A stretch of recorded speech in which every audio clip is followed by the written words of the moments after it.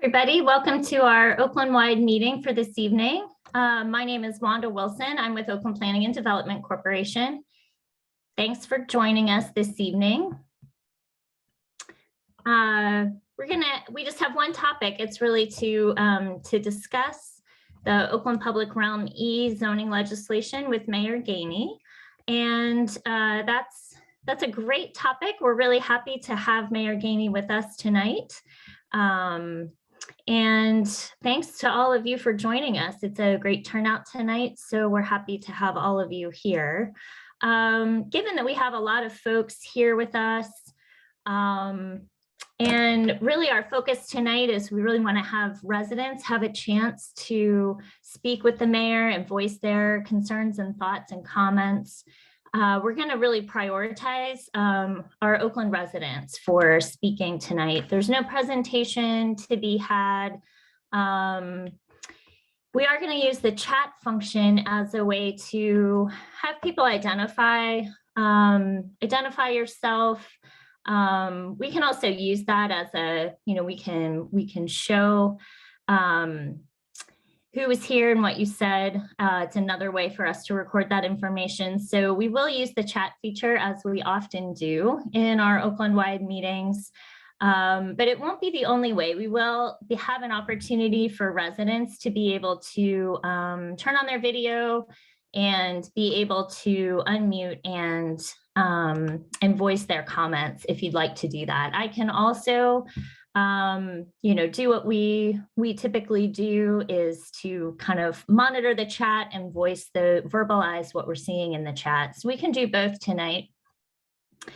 But we will have an opportunity for Oakland residents to be able to have your video on and talk directly about your concerns tonight.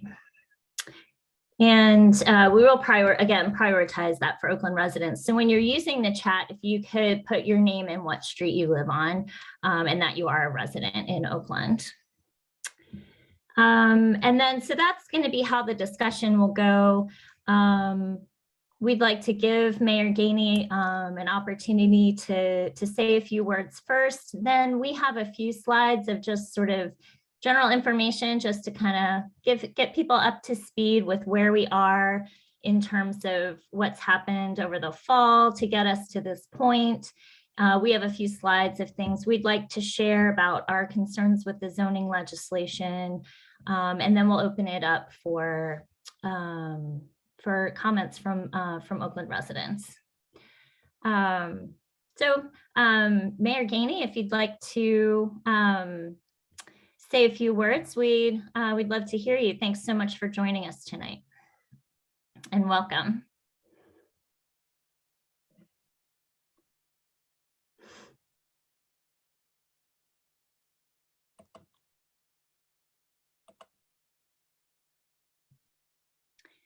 Sorry, there's a lot of folks on. I do believe that I saw the mayor on here.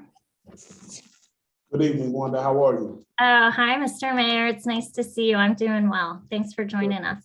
Thank you. Thank you for having me this evening. I appreciate I want to thank everybody who came out tonight. I appreciate this. Is just one of several that I'll be doing. My main goal right now is just to listen, find out how residents feel about things. And I want to know, I told people I would come around and really listen to people. I want how they feel about the neighborhood and things that's going on. And so that's what I'm here today to do this evening, is to listen. I appreciate you being here. I have my soon-to-be Deputy Mayor Jake Pollitt, Deputy Chief of Staff Felicity Williams with me today. My personal assistant Pam Collier is with me as well. So we're here to listen. We're here to learn. So I'm gonna turn it back over to you, but I just want to thank everybody for coming out, because I think that's what it's about. I think this is how we begin to learn what the priorities are. So again, Wanda, I want to say I appreciate you, and I'll turn it back over to you.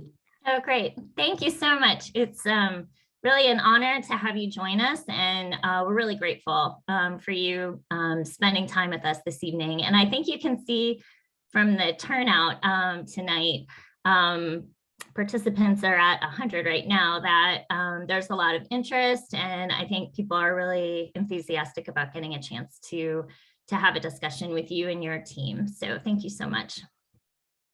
If we can, I would just maybe set the stage a little bit in terms of, how we got to this place and some of the concerns that we at Oakland Planning and Development have. My colleague Kathy can bring our slides back up. We'll go through a few points of things that we find particularly concerning about the zoning legislation. My colleague Andrea Bojkovic, if you'd like to chime in, but this slide, I won't go through all of these, but this is all on our website. If participants in the meeting would like to reference any dates in the schedule of how the zoning legislation came to be and different dates that are happening, we have those listed here. Next slide talks about just some of our concerns. And I think that, so if we could go to the next slide.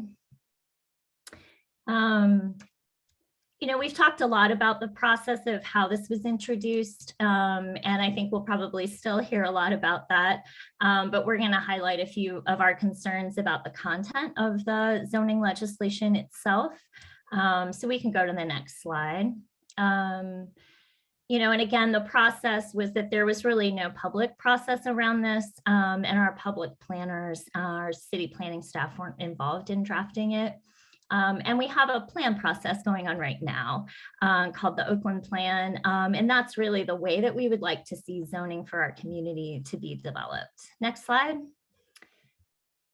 The uses that are proposed in the zoning legislation are really a wide variety of concerns that we have about the types of uses. It changes really the residential character of two residential streets, and it adds a lot of concerning uses into those areas.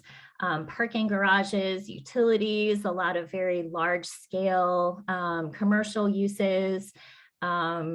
And in the Oakland public realm area on the Boulevard of the Allies, college campus is allowed as an institutional, as a allowed use by right.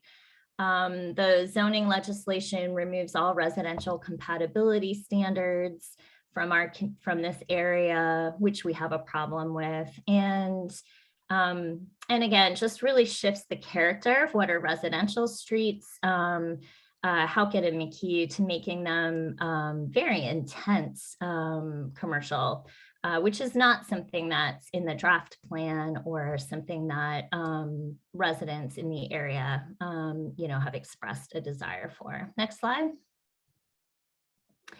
We're very concerned about the lack of inclusionary zoning, and there's also bonus provisions that allows bonuses for things that really we shouldn't be incentivizing, with just like market rate housing as an example. That's something that we don't necessarily think should have a bonus. So we would reallocate the way that those bonus provisions are working. Next slide. Just the boundaries themselves. It's odd in its configuration, really could be considered spot zoning. The heights that are proposed in these areas are a concern for the surrounding residential streets. Just the scale and form does not fit with the context of the neighborhood. And we really typically don't draw a zoning line down the middle of a residential street. So we wouldn't recommend that in this case either, which is what happens on McKee. Next slide. Really a lot of development can be allowed right now as of right, or, maybe there would just be some changes to the Oakland Public Realm D itself. And that's really where I think we'd like to see see the focus of our zoning and planning. The Oakland plan really does show a lot of new development. I think there's a lot of opportunities. So because we're opposed to the zoning legislation that's before us today, that doesn't mean that we aren't interested in a grocery store being developed and some, maybe some additional housing. Those things are things that we welcome, but there's a lot of concerns because of the way that this zoning has been put together, and we could do it we can accomplish some redevelopment and improvement in a different way. Next slide.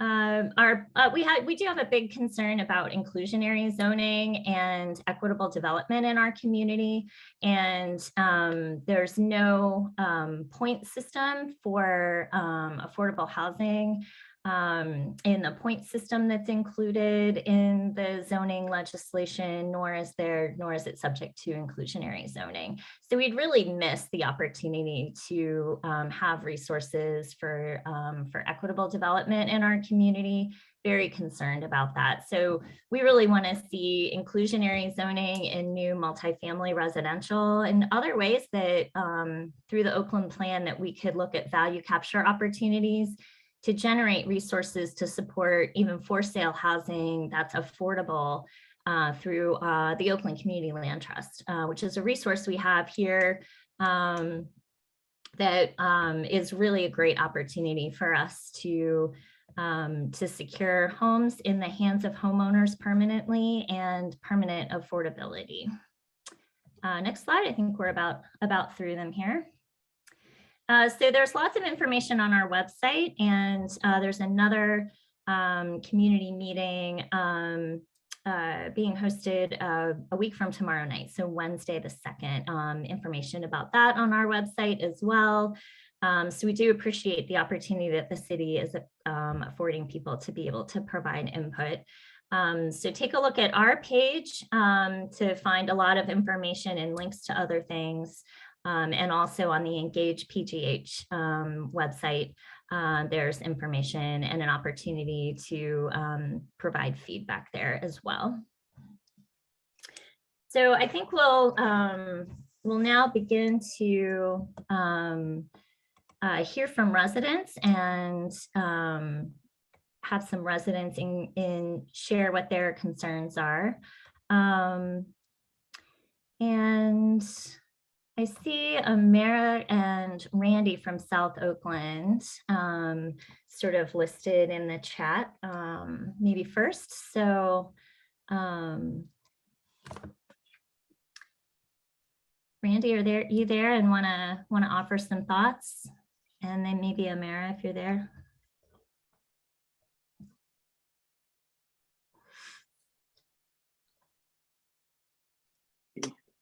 Oh, here we go. Okay, I think I couldn't unmute myself earlier, but thanks for letting me unmute. Yeah, so I'm Randy Sargent. I live on Fraser Street next to the Fraser Field House and secretary of South Oakland Neighborhood Group. And one of the, so we submitted to city planning a number of concerns, but one that's particularly near and dear to my heart is ways to push back on displacement. Every time we tear down houses and build more expensive houses, or tear down houses and build other buildings that aren't even houses, as this proposal would let happen, we displace people. And I help run an after-school program where I've seen family after family of kids be displaced from South Oakland and have to leave after they can't find affordable housing.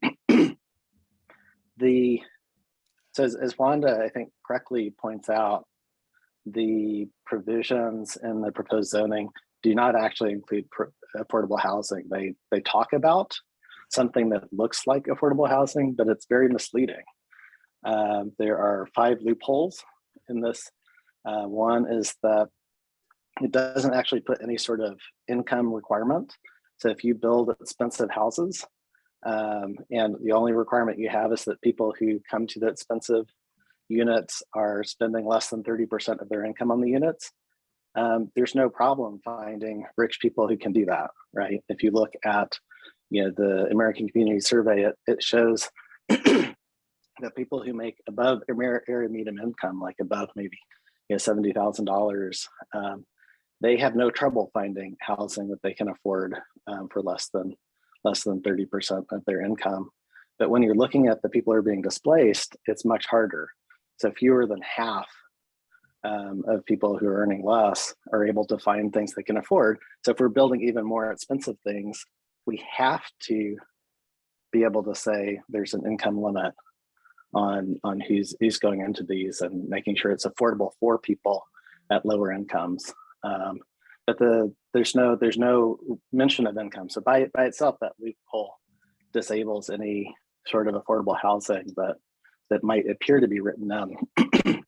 Another loophole is there's no legal mechanism to maintain the affordability. There's not even any description of how long it will be affordable. It says that the restriction is satisfied after 12 months.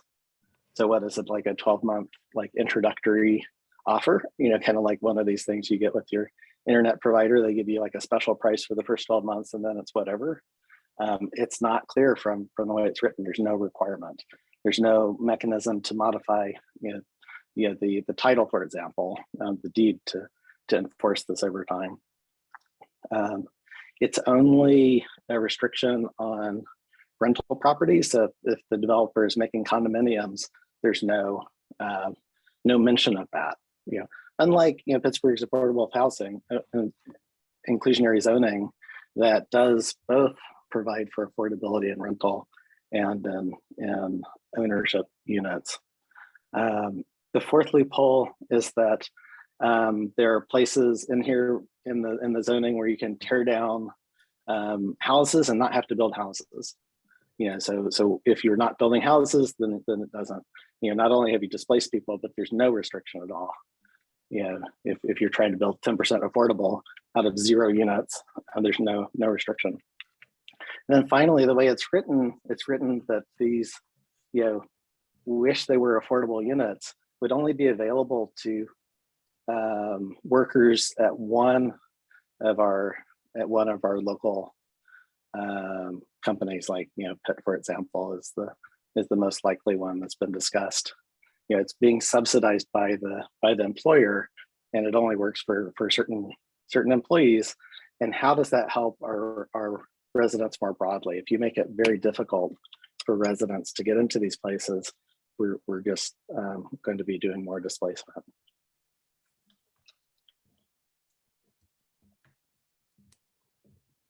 Mayor Gainey, thank you for being here tonight and listening to us all. Really appreciate that.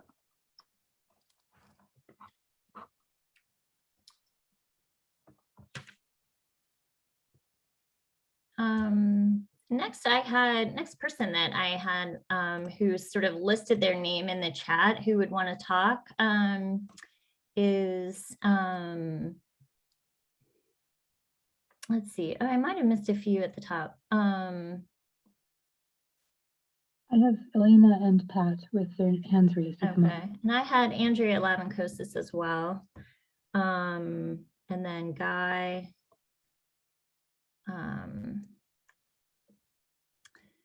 So let's see, and Jeff Parker. So you're all up, and then we'll go back through to see who we missed. Andrea, Andrea Lavenkosis or were you just saying that you were here?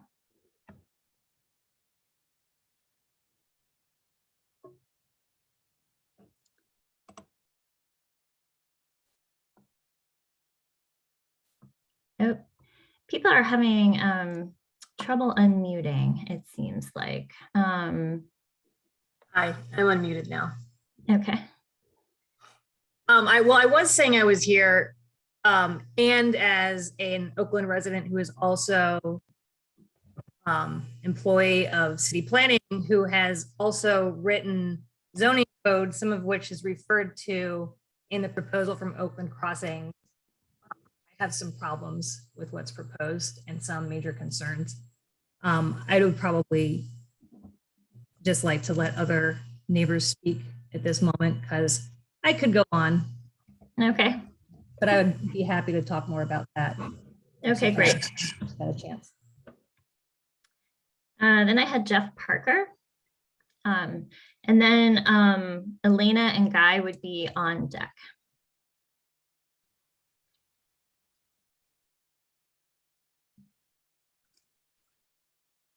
Hello, this is Jeff Parker, and I'm a resident here in Oakland. I'm also a person that uses a wheelchair, so I'm a disabled person. And, you know, when you talk about things being inclusionary and things being equitable, I think you also have to think of how accessible things are to people with disabilities. You know, when I read the proposal and the amended proposal and the purpose of the project, you know, it's very clearly makes points about establishing and reestablishing safe and attractive pedestrian, bicycle, and transportation improvements, as well as creating consistency of scale, size, and design of buildings. But in the purpose, I don't see any commitment to accessibility. And there's a real chance for things to go wrong. When you're building new buildings, putting even one step in front of a building makes it inaccessible. Putting a utility pole in the middle of the sidewalk ruins the path of travel. Taking out a curb cut and not putting it back in makes it impossible to get to a certain block. So what I really hope to see and would like to see is a commitment to accessibility. And I'm not just talking about, oh, well, we'll follow the ADA guidelines, because with the ADA guidelines, actually in the city of Pittsburgh, the government does not have to ensure that a doorway or an entranceway is accessible. So we could be creating projects that are inaccessible to persons with disability. And I think it's a very important point about being inclusionary and equitable to add that. And I'm hoping we can make that commitment to accessibility with this project as well. All right, thank you. Okay, thank you. Let's see, Elena. Then Pat, then Punya, then Nick and Carmine, then Connor. Hi, this is Elena Zaitsoff. I live on Ophelia Street in the Oak Cliff neighborhood of South Oakland. I'm the vice president of the Oak Cliff Community Organization. I want to support Randy in his comments on affordable housing, and also bring up that the students living on McKee and Halkett are going to be displaced. And although they're non-permanent residents, that housing would be needed for the next group of non-permanent residents. And what it's ultimately going to do is push those residents into already dangerously overoccupied houses in the residential neighborhoods. And then this brings me to my neighborhood of Oak Cliff. From my reading of the zoning bill and some others I've given it to, the boundaries for subdistrict C are so poorly written that it could be interpreted that a block of residential Niagara Street is included. So Oak Cliff, definitely doesn't want that. And generally the boundaries that are in the actual ordinance need to, they were just poorly written. And the boundaries in subdistrict B make it unclear if residential Halkett Place is included. So just a comment on how it was written. The Oak Cliff Community Organization has taken a formal position against the closing of Zulema Street. So including Zulema in the zoning change would make it available to be closed and eventually built on. Also about Zulema Park, a few of us were shown, given a presentation in August, and Zulema Park was labeled for future development. So Zulema Park needs to be, excluded. We need to be able to keep our park. So the residents of Oak Cliff have requested a meeting with the mayor. And so if he could let us know about that. Oh, another question I have for the mayor is, where can we send information to him that's bigger than the Engage Pittsburgh site allows? For example, photos, charts, and attachments. That's it for now. Thank you. Great, thank you. And I'd like to add on to what Elena was saying about Zulima Parklet. I think we'd actually, in the Oakland plan, like to see that it actually be zoned as park, as the zoning. So that's what we'd like to see in the Oakland plan recommendations, and then the zone change. So that's something that, in order to have the park zoned appropriately. Let's see, next, I think we had Pat. And then Punya, and then Nick and Carmine, you'll be on deck. Okay, this is Pat. Can everybody hear me? Yes, we can. Oh, okay. I live right on Louisa Street, and I have a couple of concerns with the height of the buildings. This sub-district C, it looks like, is divided into two, or Halkett Street is divided into two subsections, B and C, and with different height requirements. And that District C, 180 feet, that's really high. That's 3 times as high as the hospital. And that's going to go halfway up Halkett Street. And that concerns me. The other thing is the uses that are listed for these sub-districts. Sub-district C only allows single unit apartments. And it also has laundry services listed and transit facility. And that smells like student housing to me. I question that. And I think these uses need to be firmed up because there's too many things in there that could be built. And, then, the buildings go up and it's like a gotcha. And the parking also, it says it could be used for commercial parking. And it really needs to be for the people that live in these apartments. If they really want to build something nice, they should build what they did at Bakery Square. They built real nice townhouses down that one street. And they sold them to people, or they rented them, I'm not sure. But they're very nice. They're 2 stories. They got a little front yard. I just can't see people wanting to live in an apartment building, probably with no balconies, nowhere to go out and sit, nowhere to walk the dog, no parks around, no playground, and spend their whole life there. That to me just doesn't seem, I don't know, just doesn't, I don't want to live like that. Okay, that's all I have to say. All right, thank you very much for coming tonight. We appreciate it. Did you want to say something? Next person, Punya. Hi, my name is Punya. I work for the Pitt News, and I'm also a student at the University of Pittsburgh. I am a non-permanent Oakland resident, and I just like to say that as a student, I say I could speak for a lot of students who live in South Oakland that we don't also understand why we're displacing residents. We personally take housing in those areas because we need the housing. We aren't guaranteed housing by a university after 3 years.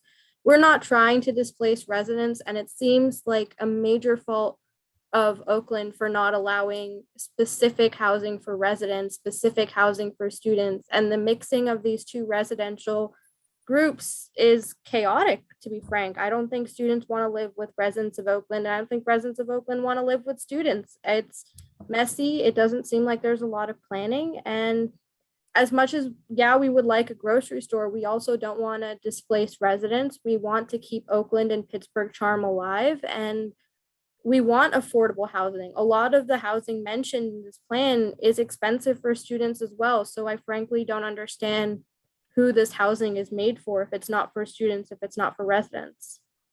So that's really what I would like to ask. Thanks for coming tonight.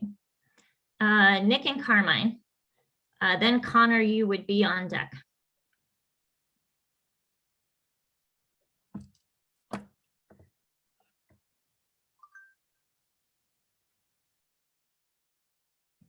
Very good. Good. Hello, this is Nick Casciato. I don't know why you can't see me, but anyways, I'm an owner of some property on Halkett Street, and all the people on Halkett Street, we own the property there, and we've all gotten together. We've all gotten together, and we wanted to sell the property to Walnut Capital for the good of Oakland.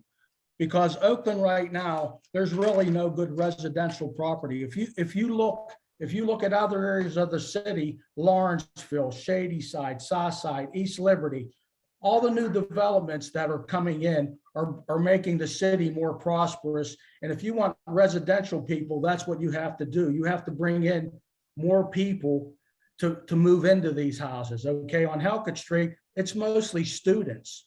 Okay, there's not any residents left except for two. The same with Coulthard Street. I could give you a bunch of the owners right now. They're not worried about the shade on the buildings that you're talking about, and they're all rentals too. Okay, there's 3 families left on Coulthard Street to begin with. Okay, in order to get a grocery store, which I've lived in Oakland all my life.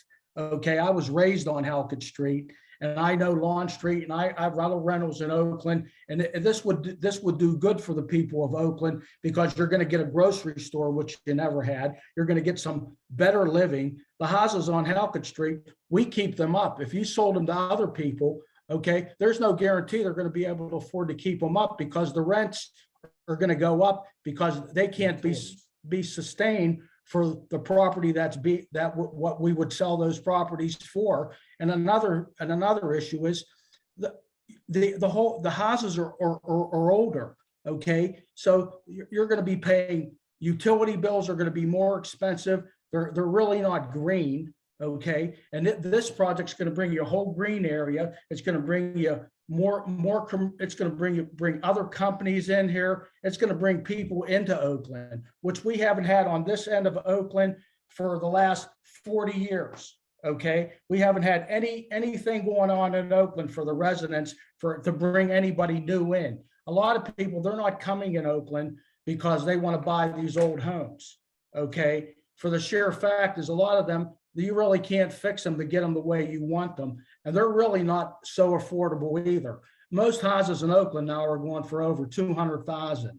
Okay, and then you have to renovate them. So you really have to think of the future. You can't think of here and now. Oakland is mostly students, and people's Oakland, you talk about, you don't want students, you want residential, but yet on the other hand, you're standing there saying that you want this for students. Okay, it's so Pitt's taking care of the students. Okay, and right now, Oakland right now, it's not even full. Okay, not all the places are even occupied. So there's more opportunities if you start bringing some new life into Oakland.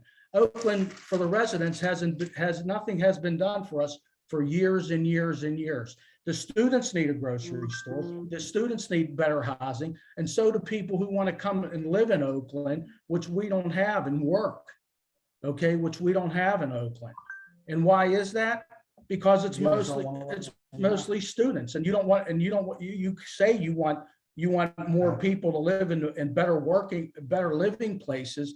Then I quite don't understand why you would stop a development like that, and you're objecting to a development like this. They're going to have green space. It's going to bring so much more than what we had 60 years ago. People want more now. They don't want less. They want more. They want newer housing.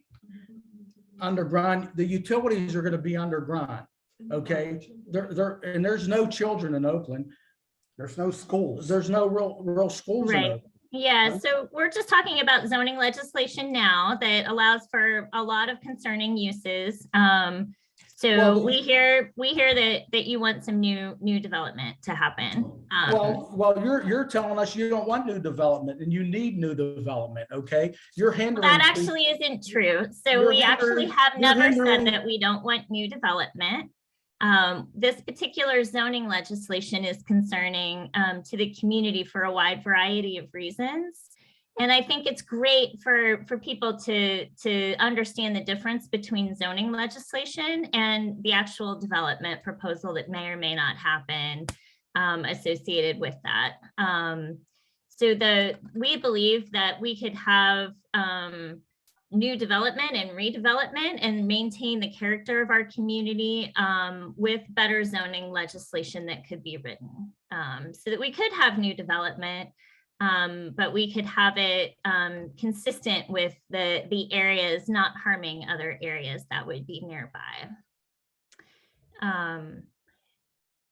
So everybody's got a view on this for sure. So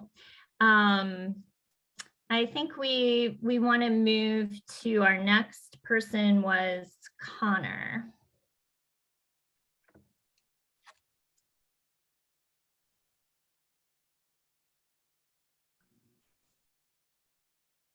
Hi, can you hear me? Yes. All right, great. I am a student at Pitt, and I am actually planning on being a pretty long-term Oakland resident.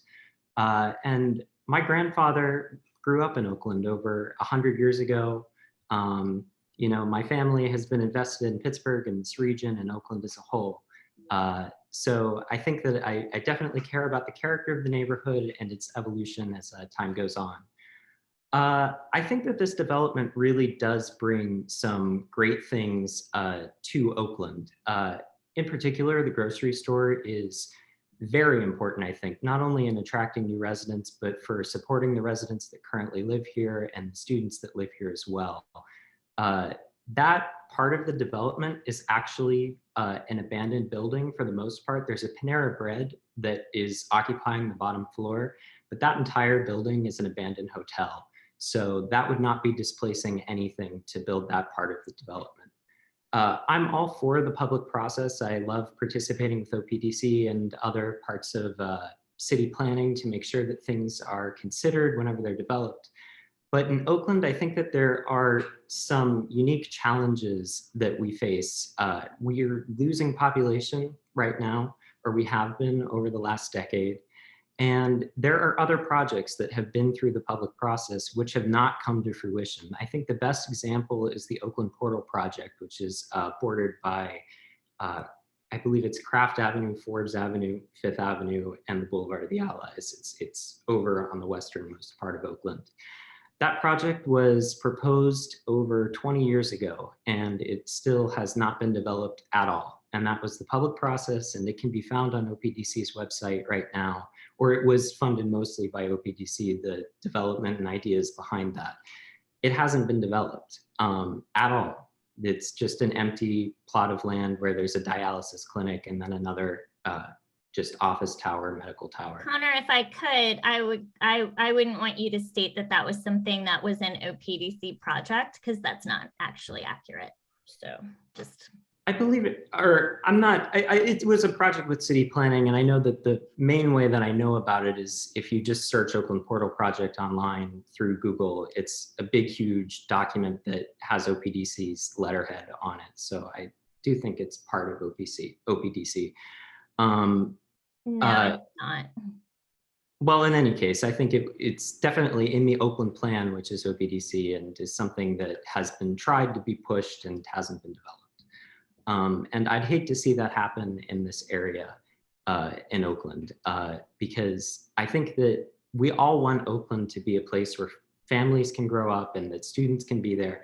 And I think the thing that makes Oakland so unique is that there can be a combination of all of these people together. And I think that's the advantage of living in a city and living in a neighborhood is that we get to interact with each other. And, you know, if we can bring in faculty from the university as well, we could really have a thriving neighborhood where everyone can be together and building upon each other's ideas and learning about others' experiences. And I think that's really important.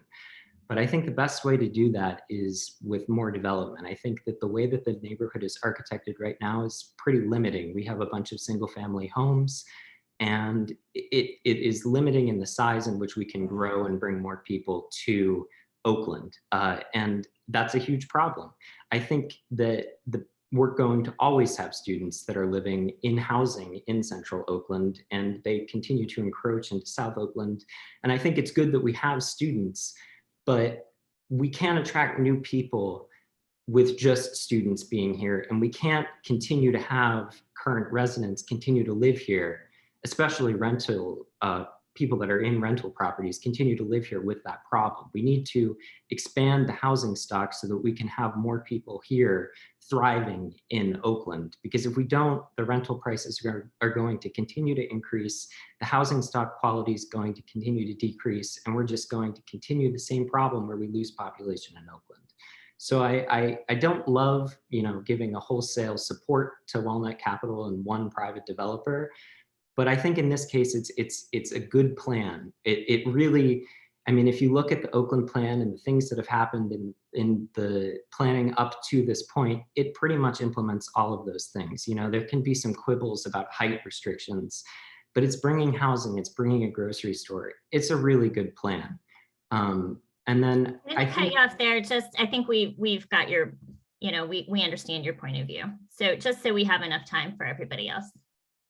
Yeah, the only other thing that I wanted to say is that I think that it's important that there's permanent housing implemented in the plan as well, you know, condominium properties as well, because I don't want it to just be rental properties. I think that it's important that we have opportunities for people to live permanently in Oakland. And we just keep seeing rental properties over and over and over again. There's like 6 different buildings that are either built or under construction. And I think it's important that we have permanent housing as well. It can't just be rentals. Okay, we'll move on to Millie and then Lizetta, then Zoe and Nick, then Barb Warwick. Hi, my name is Millie Sass. I lived in and have a resident in some rental properties in South Oakland, in Oak Cliff, Ophelia Street and Lawn Street for more than 40 years. My husband was quite involved in the development of OPR-D, and we are going to lose some of those protections, but I guess I need to follow my notes that I have in front of me. What I have found is that Walnut Capital has not been very good at getting public input. When I have attended all of their, Zoom meetings, their meeting that they had at Panera, and their tour of Bakery Square. There were so few people that their last meeting, they actually canceled it because of low attendance. So they really didn't get a lot of input. And they actually were very rude to me and shut me off at public meetings, hollered at me, told me that I was usurping their meeting, which I didn't think I was. And note that this is about changing zoning, and they could sell their property on McKee. We know that they have already sold their property on Halkett and 5th to Pitt, and their properties along Bay Street. So there's nothing to say that their beautiful pictures are what we're going to see in the end anyway. Right now, we need to talk about zoning. And I find that OPR-E proposal is disastrous, that they're continuing change, and I'm going to read some of this just to stay on topic. Their continuing challenge it sets a dangerous precedent for Pittsburgh. No neighborhood will be safe for such an approach. It negates a lot of neighborhood protections that our neighborhood has right now, like compatibility. We'll lose that. And it says very clearly, if you look very carefully at OPR-E, it says that it tosses out the protections we already have with our OPR-D. And it certainly adversely affects my Oak Cliff neighborhood. Within OPR-E, 1 and 2 family units would not be permitted on the Isley site as they are now. Senior housing has been eliminated in the proposed ordinance, and signage comparable to what is downtown will be permitted on that site. That's right next to my neighbors on Niagara Street and my neighbors at the end of Craft Avenue. And I don't understand why anybody in the city would want to toss out carefully thought out zoning containing OPR-D when it was prepared over a number of years with extensive input from residents. And Walnut Capital demands carte blanche to build whatever they want. And we know that developers will. And whether they sell what they have now or whether they develop it, if they are allowed to build to 0 setbacks, they will. If they are allowed to build 19 stories, they will. I'm not saying that's what's in the ordinance, but they will push it to the limits. We saw that in Skyview. Some of my neighbors went to the Skyview hearings and asked for them to push back from the sidewalk from Forbes Avenue. And the response from the Skyview developer was, if you don't like what we're going to build the zoning, if you don't like that, go to your city council. So we know that once you have zoning change, developers will build to that with whoever is doing the building, whether it's Walnut Capital or anybody else. We've already talked about Zulema Street. We need to keep Zulema Street and Zulema Park. I don't want to get into the fact that they say they're going to give us more green space, but when you really look at their plans, it's really only them turning front yards into walkways along their properties on McKee and along McGee Hospital, which could happen today anyway. They don't need to change that. And I also objected very strongly to them twisting my words whenever I offered it different. Well, I assumed they were my words, that I offered that we needed an overpass over the Boulevard of the Allies because our Oak Cliff neighborhood, we know we have a lot of people. We had a fatality at Hamlet Street and the Boulevard of the Allies. It's been a few years ago, but there was a fatality there. We know this, that many of us like to cross there as we're coming up from Lawn Street. But my words were twisted to say that we wanted an overpass from the Isley site over to McGee, and that's not true. And I asked Walnut Capital to show me where somebody said we needed that overpass, and they never got back to me because it wasn't said at the meetings. So they twist the public input, and we neighbors have gone to meeting after meeting after meeting, and yet they twist our input.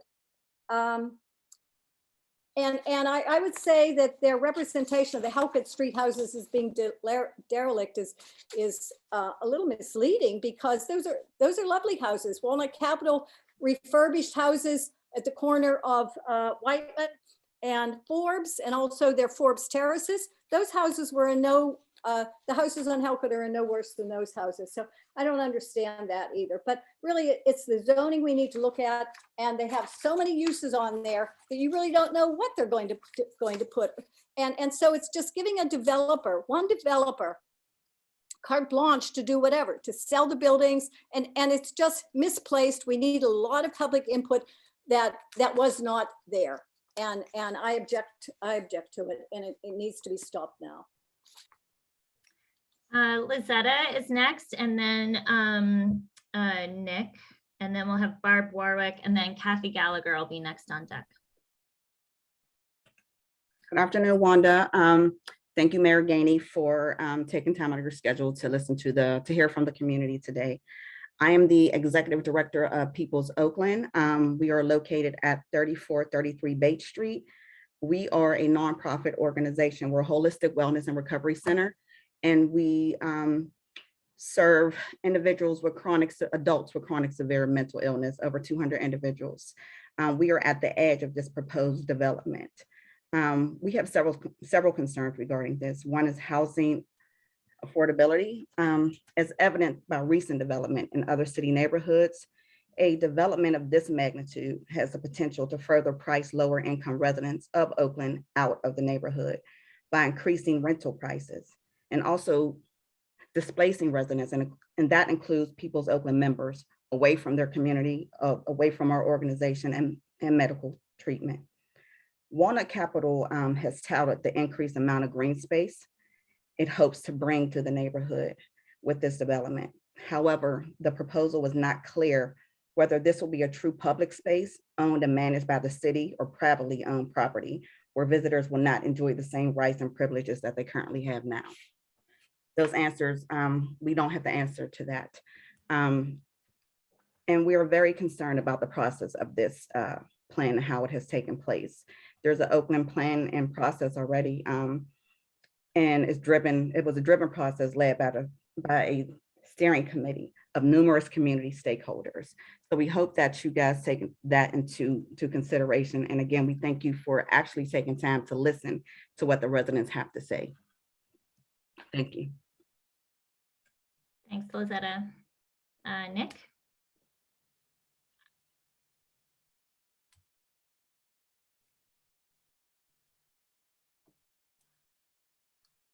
Okay. Oh, sorry. Sorry, it took me a minute to unmute. I want to let the mayor and Bruce Krause, our representative, know that we're strongly against this Walnut Capital proposal. It's basically an attempt to sidestep the process of changing zoning and planning in the Oakland area and be able to build whatever they want, because they may be talking about apartments on McKee Place, but the reality is the way they've written up these zoning changes, they'll pretty much be able to build whatever they want on Halkett or McKee Place and convert it into a commercial zone from a residential zone or a mixed use zone. And they use a lot of buzzwords like a grocery store. Well, there's currently a grocery store on Bates Street. Moranti's has been there for at least 40 years, maybe longer. That's a grocery store. What people really have asked for over the years is a supermarket, and that's not what Walnut Capital is promising. A grocery store is not the same thing as a supermarket. And I don't really think decisions to live or not live in Oakland are that strongly limited by the fact that there's not a supermarket here, because you can go to Squirrel Hill, you can go to Greenfield, you can go to South Side, you can go to Shady Side, all within a mile and a half, 2 miles from Oakland, and find a supermarket. That's not what's making people's decision to live here. We also need more permanent resident housing, not rental housing. Rental housing is transient housing. It puts people in who are not interested in the long term of the community. And they use a lot of other buzzwords like improving pedestrian traffic. Well, we have pretty much every street in Oakland has and has had for over a century a sidewalk on either side of the street, so you can walk on the sidewalk and not have to walk in the street. They talk about green space. We have some green space. They want to take away green space in Zalima Park and then rebuild it as if they're creating something new. So I think that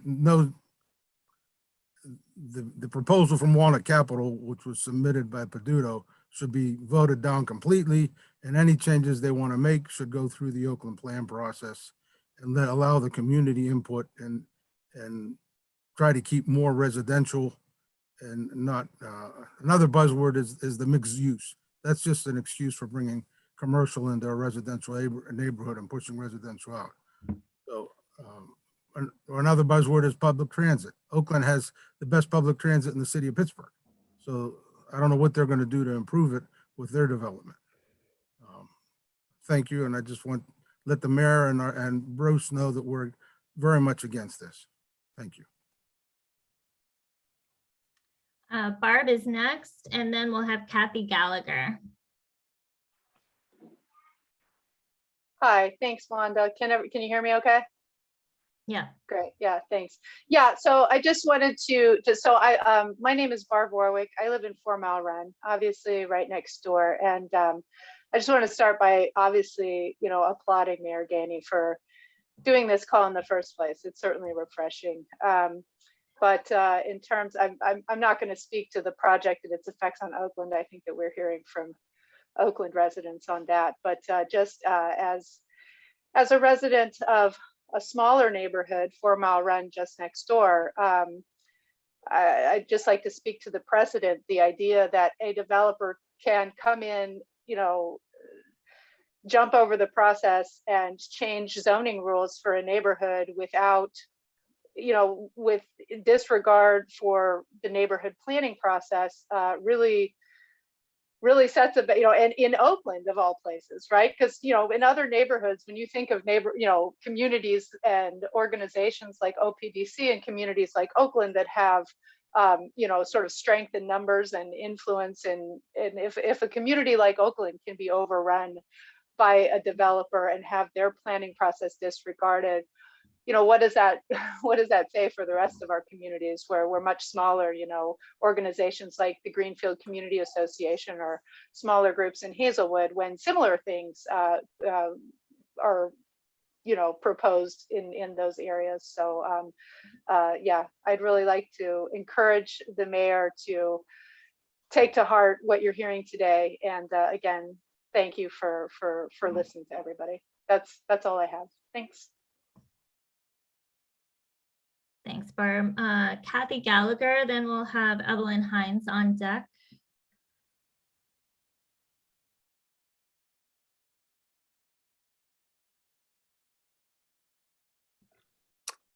Good evening. My name is Kathy Gallagher. I live in North Oakland. I am a lifelong Oakland resident and currently the president of the Belfield Area Citizens Association. I want to first begin by saying I appreciate the opportunity, Mayor Gainey, that you have given us to give a voice to the residents of Oakland, because so many times we feel like nobody's out there listening to us, and there are people who live here that aren't students. I just want to make a few quick points. I object to the process for all the reasons that have been discussed at many, many meetings. It feels very top down when I believe that planning in the city should be community driven and brought to bear by the community, not by the top. I've participated actively in the Oakland plan. I saw the participation drop off dramatically when this proposal was voted on without community input. I've also participated in the Oakland 2025 plan, so I've been active in many of these processes in the past.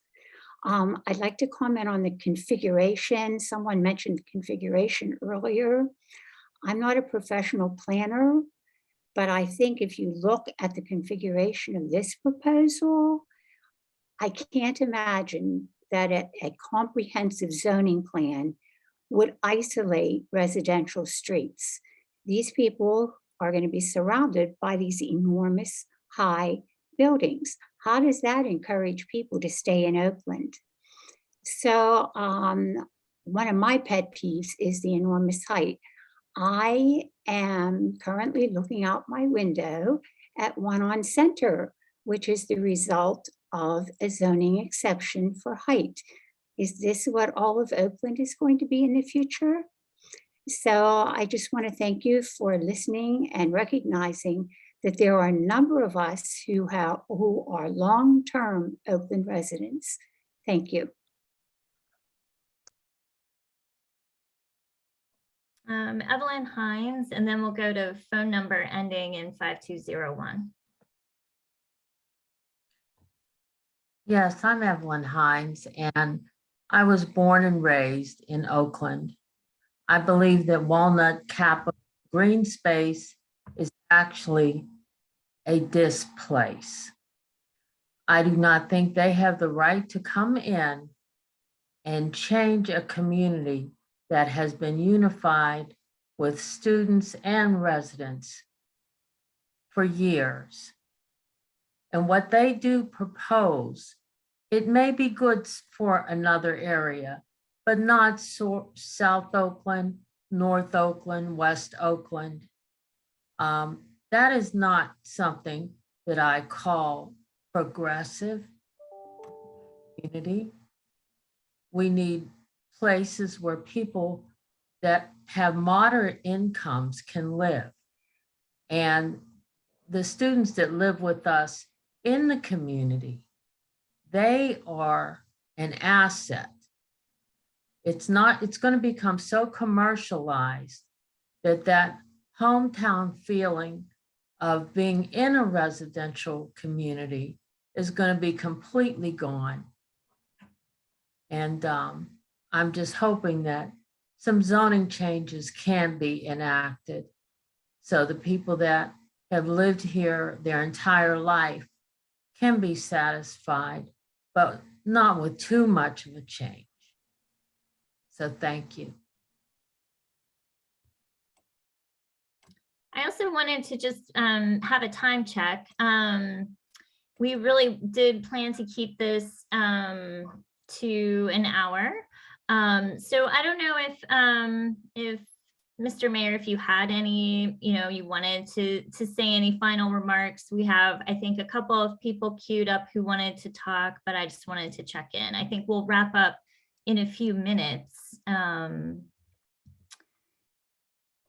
But just wanted to do a time check before we maybe take a few more comments from residents, but just was checking to see if you wanted, where you were with time. Here we go. Actually, I was just telling my team, we can go to 7:15. I would like to continue to hear from the people. Okay, great. Yeah, so we'll plan to wrap then, if not a few minutes before. So thank you very much. Let's see, we have Mary Shea on deck, and then 5201 now.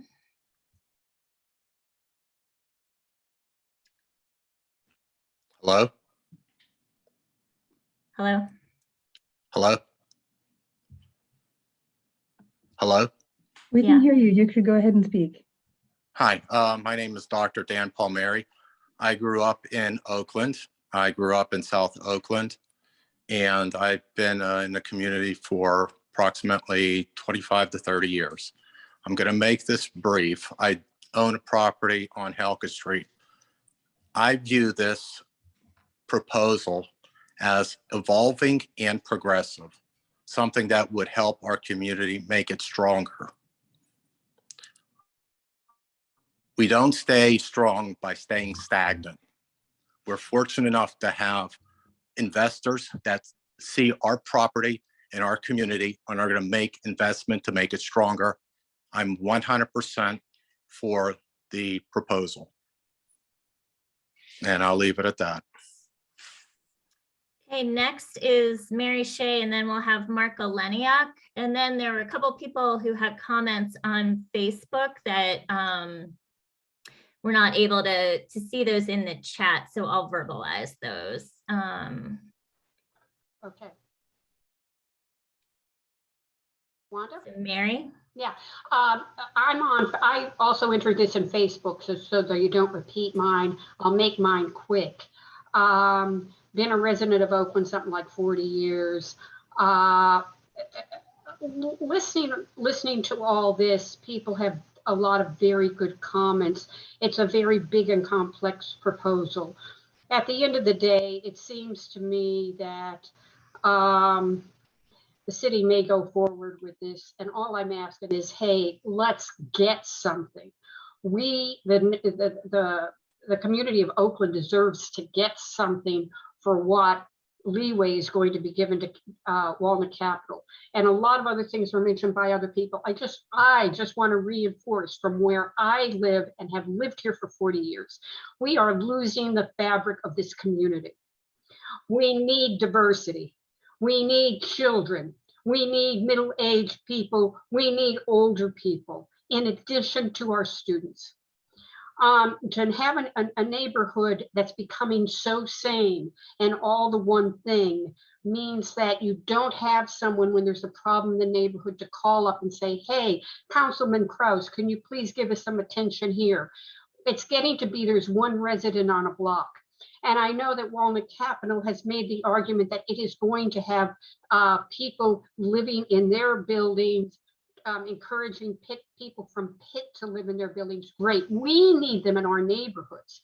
And whatever program that could be instituted or funded possibly from money from Walnut Capital to try to increase the diversity in our neighborhoods so that we have a multitude of different types and lifestyles in our neighborhood.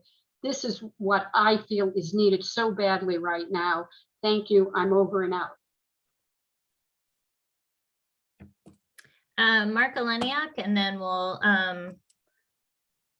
see where we are. Oh, then I'll verbalize another comment on Facebook.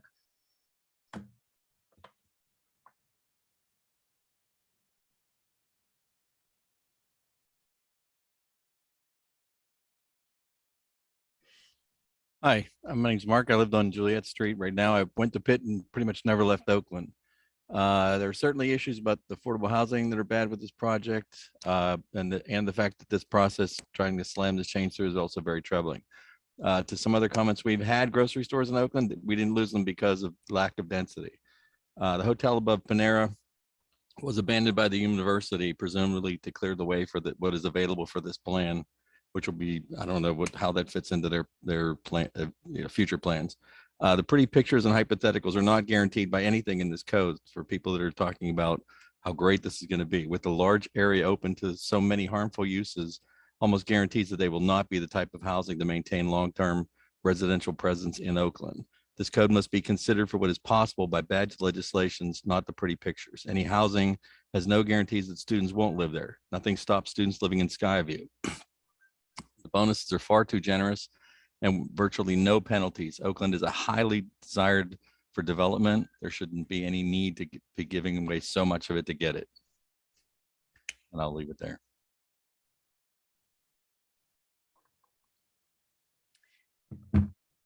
Let's see. I'm again trying to really focus on Oakland residents. Let's see. Jason and Catherine.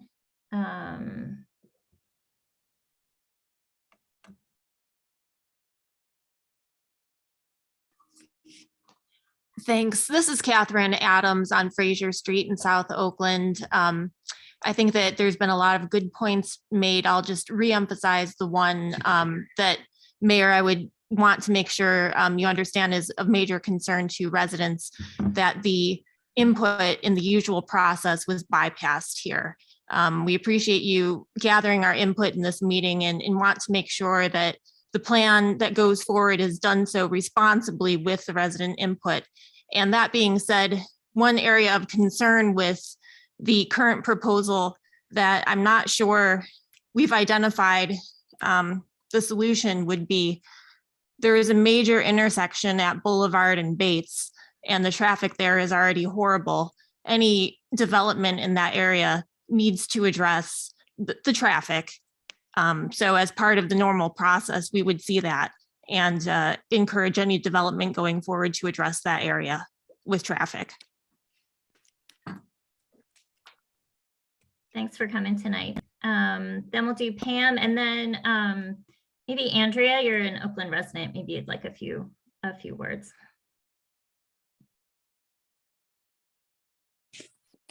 Yes, my name's Pam Lupinacci and I live on Niagara Street. I am adjacent to the Isley property. I've been a lifelong resident. My parents have lived here for 70 years. I raised my kids here and everything. I, for one, am not opposed to change. Change needs to happen. Change is good. It's good for the economy. It's good for, Oakland in general. The issue is that things need to happen with input from the residents. It needs to be more residential input as opposed to organizational input, because I feel like some of the residents' issues are not being heard over what's best for some of the organizations. And I don't mean that in a mean way. But I do think that it's a good thing if done correctly. And I just wish that there would have been more insight into things instead of things happening the way that they did. But it happened, and now we just have to kind of move forward with it. There needs to be things that need to be addressed, and I think there needs to be more transparency amongst all parties. But change has to happen. If you want Oakland to continue to grow and change, you have to change with it. And, you know, the one lady mentioned about like, you know, townhomes. That would be a great thing. I don't want to raise my kids in a high-rise building. I mean, that's just me. I don't want to have my dogs in a high-rise building. But things could happen to really make this a great thing and a very positive thing for Oakland and for the residents and the community and those of us that actually live and own our homes, and for the students. It could be a good thing for all involved if done the right way. So I don't think that it should just be generally written off because people don't like it. I don't like the height restrictions, you know, I mean, that's my opinion. I don't, you know, there's certain things that but nobody's ever going to be happy all the time. But if you just leave it stagnant, that Oakland's just going to continue to go downhill, because that's where we're headed right now, because people aren't maintaining properties and things like that. You bring in an establishment like this and maybe it will pick up the rest of the neighborhood. I mean, I can't speak for other people. I'm not involved with OPDC. I'm just me, a regular citizen, born and raised on Niagara Street. And this is just my opinion from somebody who actually has kids that lives in Oakland, that has raised their kids here, which is rare. And I mean, I just think, I think it's a good thing, but I think that there just needs to be some things that need to be addressed and transparency made. And that's really all I have to say. Okay, we had Ty Williams wanted to say something, and then we'll wrap here. And we can see in the chat, Andrea put in, you know, there is a lot of opportunity to provide input in the Oakland plan.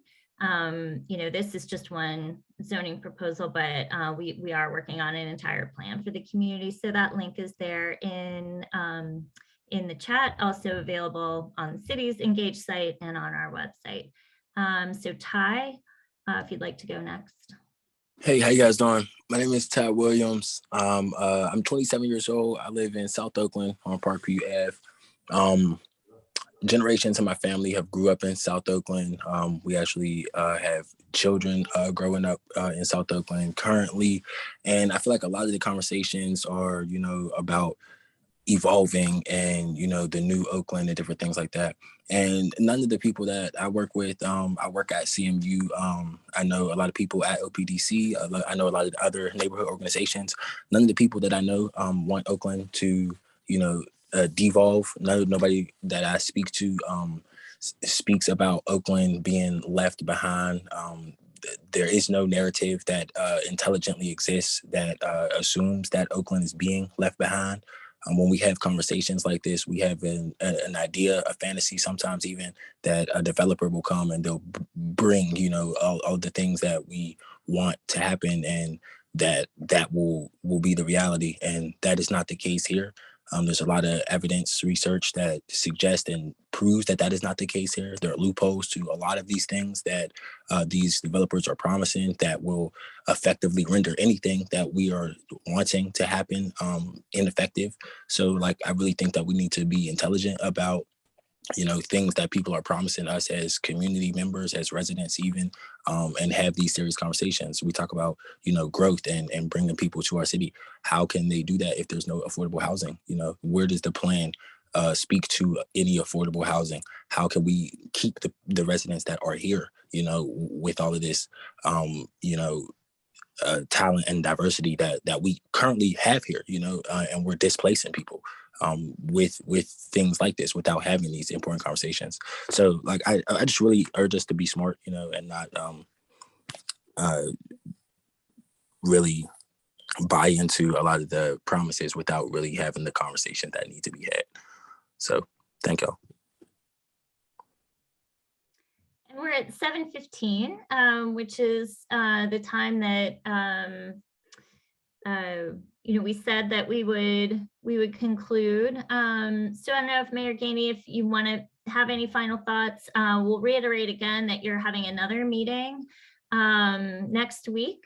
It's Wednesday night, and that information is on the city website. It can also be found on our website. So we do encourage people to participate in that meeting. If you have any final thoughts, Mr. Mayor, First, I want to say thank you, Wanda. I want to thank everybody who came on. You know, we've been in office for 22 days. And I told you when we took office that we would definitely start looking at different things and listening to the community, because I think it's important that we all hear the community, hear both sides of the equation, so that we can be more informed. So I want to thank you. Like you said, we got a public meeting coming up where we can hear it again, we can massage it again. So we get to a point where we feel we got enough information to be able to discuss it intelligently. We just got in, like I said, in 22 days, and we're already right here listening. We took a lot of notes. All 4 of my people have taken notes on my senior team that we will massage tomorrow and begin to really dive into it. But we couldn't have done it without you. We could not have done it. I wanted everybody to know that I was serious, that I would come and hear you. So I want to appreciate it. I want to invite you out to the next meeting where I will have some more of my team here so that we can continue to digest it, massage it, and be able to do what we feel is best. And just to Thank note, you so much. Thank you so much for joining us tonight. I think, you know, I don't think we've ever gotten capacity at our Zoom limit, but when you come to our meetings, we do. So, so thanks so much for joining us. We appreciate it. One more thing. Oh, okay, sure. Just one quick thing. I believe both Andrea and Director Dasha put the Engage PGH link that we've created specifically for this zoning legislation in the chat. We'd appreciate and encourage everyone to utilize that to add additional input. I also note to a question that came up earlier in the conversation that we have, or will soon be making adjustments to that to allow it to accept attachments so that documents and photos can be added to the request that came there.